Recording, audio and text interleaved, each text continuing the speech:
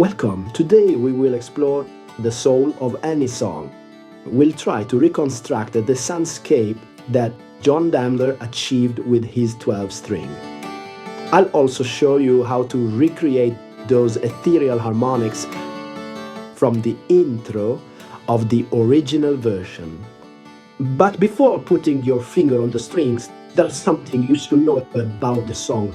Considered one of the most beautiful and pure love songs in American music, many believe that John Denver wrote it in a moment of joy and passion, but the truth is deeper.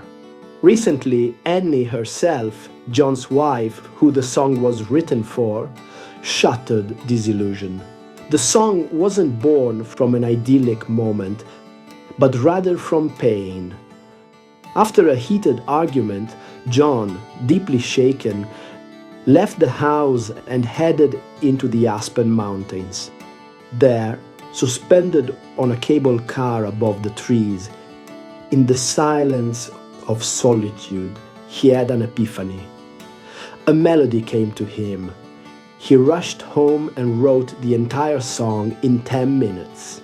Annie has never considered it just a simple love song, but rather a prayer, the sound of a reconciliation. This completely changes the way we listen to the song and also the way we should play it.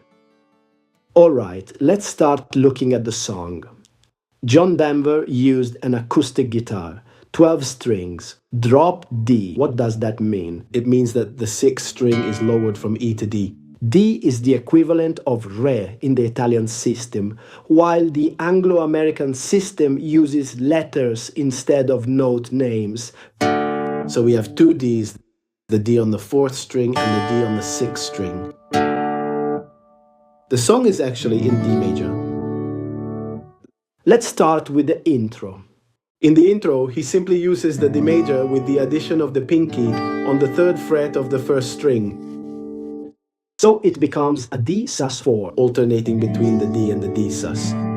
The time signature is 3/4, but you should play it trying to create a wave, not a march, so not like a waltz. Let's immediately look at a picking pattern for the right hand. The time signature is 3/4, and the thumb will move for all 3 beats, so 1, 2, and 3.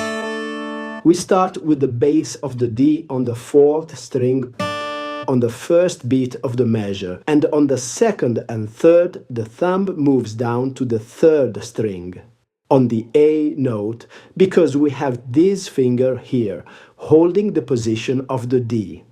So the first thing you see is 1, 2, 3, 1, 2, 3.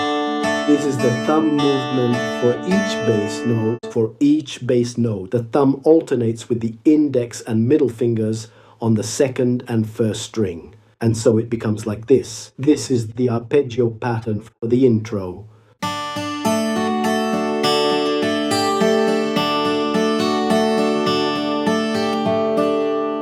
First play it once with the D chord and then once with the D suspended chord.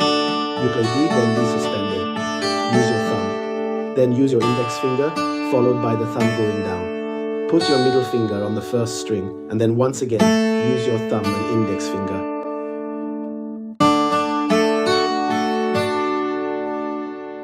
In the 2nd and 3rd movement, you see the thumb always stays on the 3rd string.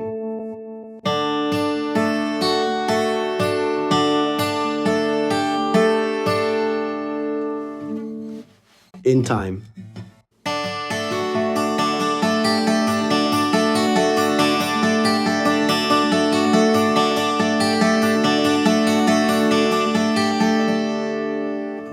To which then, these ethereal harmonics are layered on top, as I mentioned at the beginning, with a 2nd guitar on the right channel, also a 12-string guitar, but it doesn't have the E tuned down to D, but the E stays standard because it will play a harmonic right on the 6th string at the 7th fret, but we'll cover that shortly. This picking pattern is so repetitive and hypnotic that it continues throughout the whole piece on almost every chord. Basically, as we'll see, there are a few moments with variations and we'll check them out right away. Immediately after this, John begins to sing. You fill up my senses like an eye in the forest. Let's look at the chords. After playing D in the intro, he starts singing, you fill up my sense. The first chord is G. But this G, you see, I play it this way, not the way we used to playing it. Why? Because this string is no longer an E, so I don't find the G here, but it's a D, so I'll have to play the G at the 5th fret. If this is D, here it becomes E, here it becomes F, and here it becomes G. So here, this is the position you need to use. He often holds the position this way, placing the middle and ring fingers on the 6th and 5th strings. And then, with the index finger, he plays the G on the 1st string. But actually, this string here doesn't sound. In my opinion, he's used to taking a position that way, and he does it also to protect himself from possible mistakes. Maybe when he plays the 6th string, he might slip a bit, so he protects himself. He takes the position this way, but it's not strictly necessary because this finger doesn't actually play, not even in his version.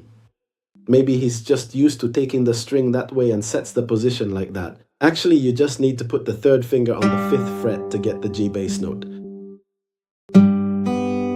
The picking pattern in this case is this. The bass moves across 3 strings, 1, 2, and 3. You see on the 6th, the 4th, and on the 3rd, and it always alternates index and middle on the 2nd and 1st, so basically it stays with the same right hand pattern formula, like this.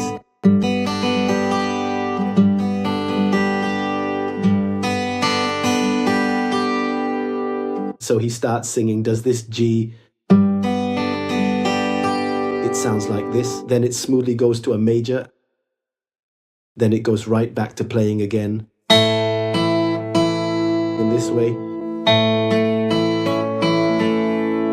Now the index and middle fingers move up from the 1st and 2nd string to the 2nd, and a 3rd, so the thumb will play the 5th, 4th, and 4th, and the index and middle will play on the 3rd and 2nd strings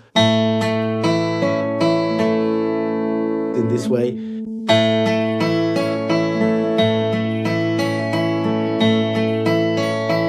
Thumb, index, thumb, middle, thumb, index. The 3rd movement, however, the chord doesn't stay there. He lifts it to go to B minor. So there will be some open strings like this. This happens. As he moves, he releases the chord to reach the B minor, so the D and G strings will ring open. When he goes to B minor,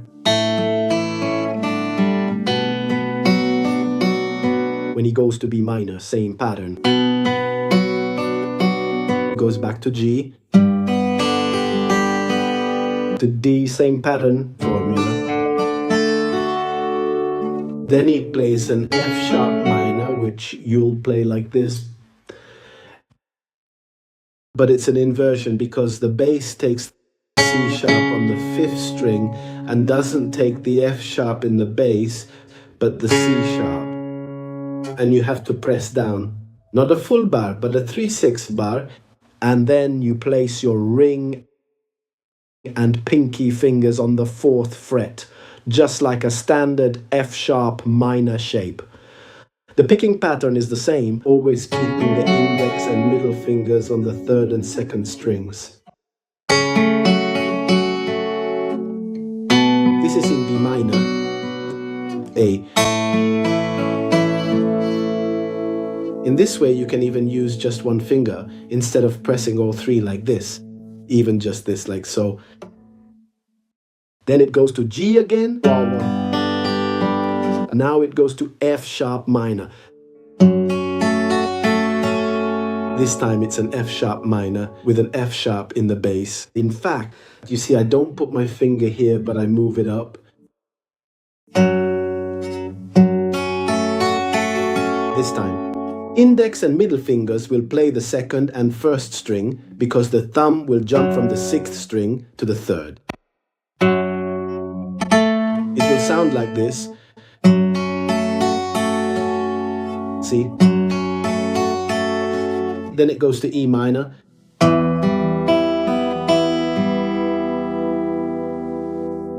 For E minor as well, you'll need to adjust. You can't play it like this anymore because this string is no longer an E, it's a D. So I need an E minor. To get the E in the bass, I have to put a finger here, so I'll place my middle finger on the second fret of the sixth string and the other fingers on the second, third, and fourth. And for the arpeggio, the index goes back to the third string. The picking pattern is always the same. Like this. I'm going to repeat everything for you very slowly. You fill up my senses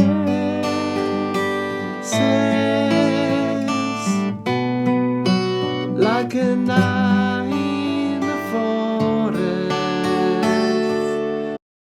You see, this D chord is actually played with the exact same picking pattern as the G chord we practiced. So the bass will play a steady rhythm that grounds the entire melody. 3 bass notes.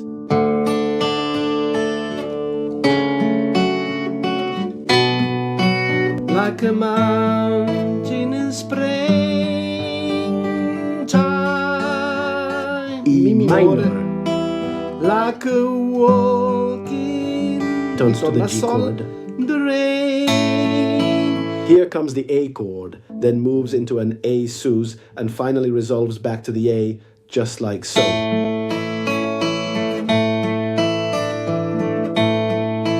Like a storm in a desert, sempre uguale. Like a sleepy blue ocean, you fill up my senses.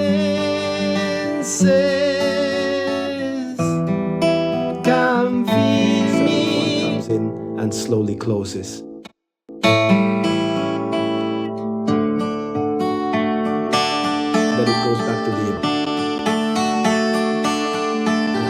Starts again the same way. A small variation. When he plays this on a 6th string, in some videos he just plays a standard 6th string guitar. In fact, you can play this song even on a 6th string. You don't need a 12th string. Of course, with a 12th string it takes on a more crystalline dimension, but it sounds perfectly fine on a 6th string too. When he plays with 6 strings, he often does this.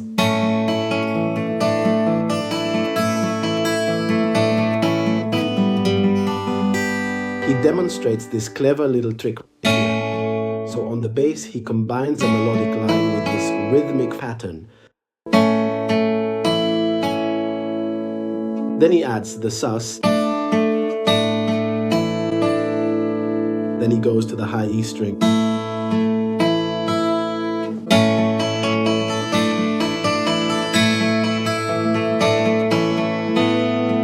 And he carefully traces out a beautiful melody. Just like this.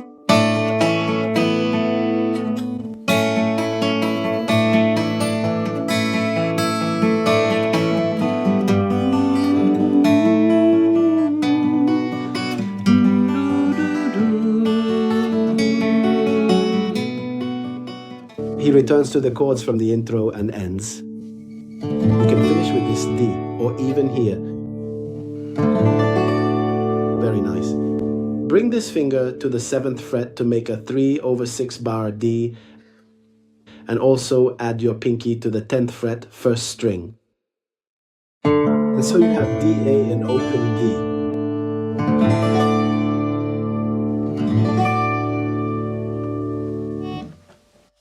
And that basically covers the whole piece. Just remember to always use the same picking pattern. Plays a root and 5th, both when it moves smoothly to minor and then finally to A, while when it goes to G, it alternates these three bass notes. When it goes D, it alternates these three bass notes. For the rest, it's always the same pattern. A cycle, a repetitive loop, hypnotic, almost like a kind of stream of consciousness. As for the complete tablature, go to my Patreon where you'll find the sheet music and tablatures for all the videos on my channel.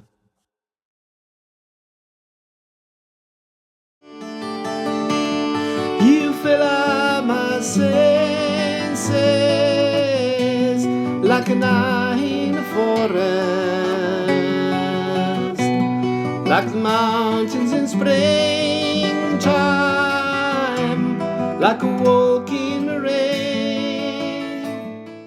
Now let's look at the guitar part with those ethereal harmonics I mentioned at the beginning of the video. They overlap with the main guitar and are panned to the right channel.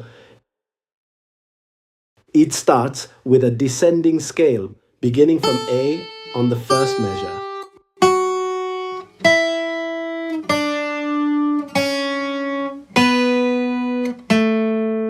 It goes from A and ends on A, but he doesn't play them as single notes, just pressed on the fretboard, but using all harmonics. These harmonics, so one for each measure, are more than just an arrangement, but they actually represent the silence of the mountain and Denver's solitude before the melody arrives. I recommend playing these harmonics with a pick. So let's get started. The first harmonic falls exactly at the start of the intro on the very first beat of the D chord when he begins to arpeggiate on the very first movement. We take it at the 7th fret of the 4th string. Like this, with your index finger, I recommend playing with the pick, all with downstrokes.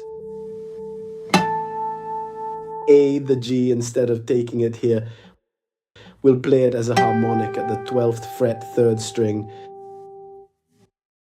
the F sharp. We play it on the 2nd string at the 7th fret. Then, after the F sharp, comes the E scale, so G, F sharp, E. Still at the 7th fret on the 5th string. Then we have the note D, located right here at the 7th fret on the 3rd string. I remind you that when it comes to harmonics, to make them sound, your finger should rest just barely and delicately above the string. At the 12th fret, right above the fret wire, or at the 7th, again above the fret wire, just barely touch and then lift off to get a crystal clear sound.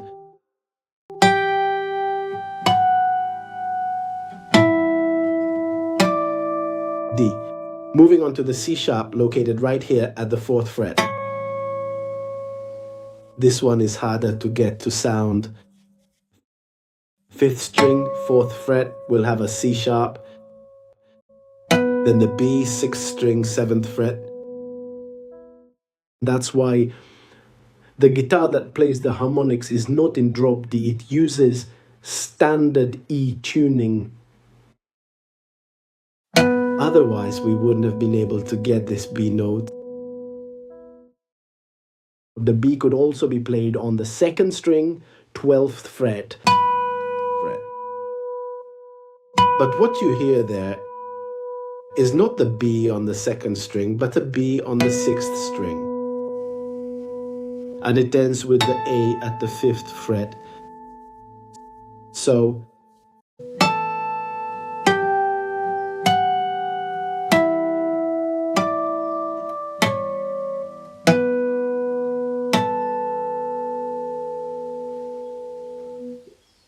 as for the intro, I wanted to point out a peculiarity that you can only get thanks to the 12th string. In that intro scene, you hear this high note. When I play with my thumb on the 3rd string, You should know, for those who don't, on a 12 string, unlike a regular 6 string, the strings are doubled. Most are tuned in octaves except for the E and B, which are in unison. All the other 4 pairs of strings are at the octave. So the third string, which is a G, normally on a 6 string, it's a G, but here we have the G, and above it you see a very thin one. There's the high G. So when I play with my thumb position down, like this, specifically on this G string, you can actually hear that there is a distinct high play in the intro section. When I play with my thumb resting on the third string, I'm actually playing the main melody right there in that specific spot. It creates a very unique tone for the piece, which blends with the melody of the first string, creating this interplay. You see, this A actually sounds like the A on the high E string at the 5th fret, so it takes on more of a melodic role than a bass one. That's why the A on a 12 string creates this beautiful effect in the intro, and if we did it with a regular 6 string, we wouldn't get this sound. So that's why it's often played this way.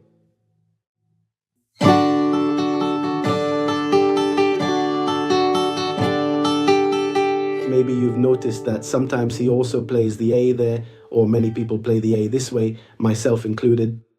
On a regular 6 string, I would see this for the intro. Because what is missing?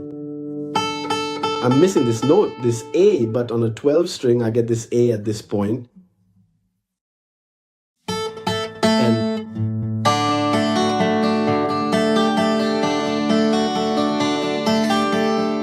And this is in fact the perfect pattern that he uses both live and on the record on his 12 string.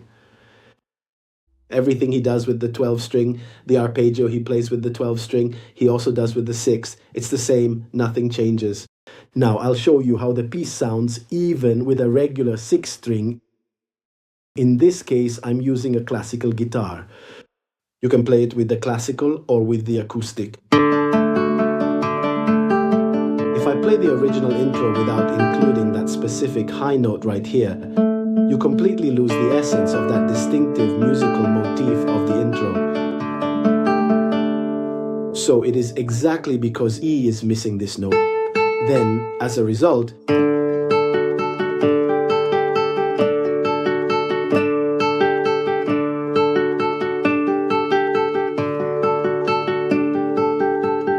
you can play it this way.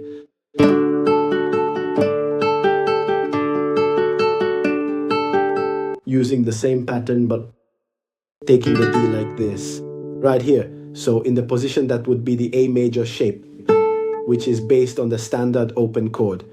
Moved all the way up to the 7th fret, it becomes a D. Like this, giving us a clear D major sound.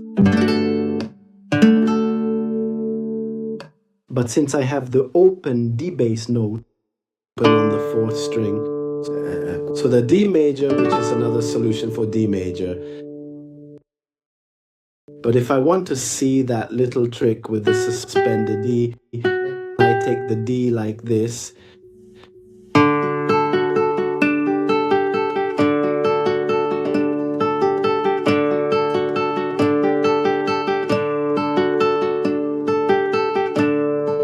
Everything remains exactly the same. You fill up my senses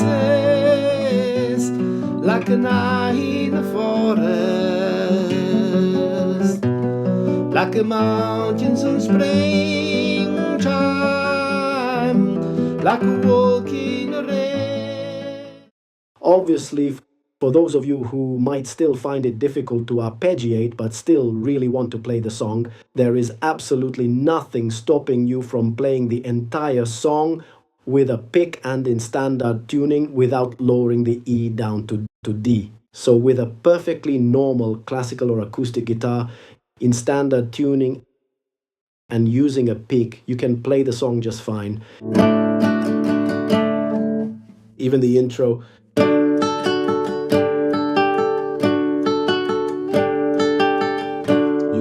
this way.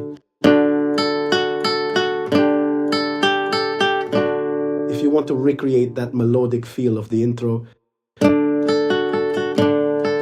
this, and then normal chords.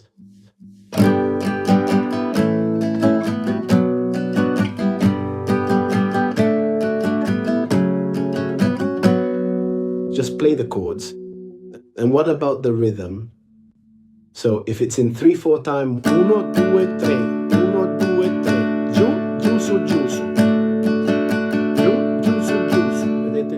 Giù, giù, su, giù, su. Giù, giù, su, giù, su. 1, 2, 3.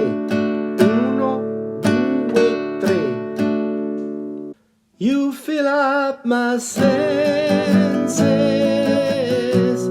like a night forest. If you enjoyed this video, give it a like, subscribe to my channel, and turn on the bell to stay updated. Thank you, and I'll see you in the next video.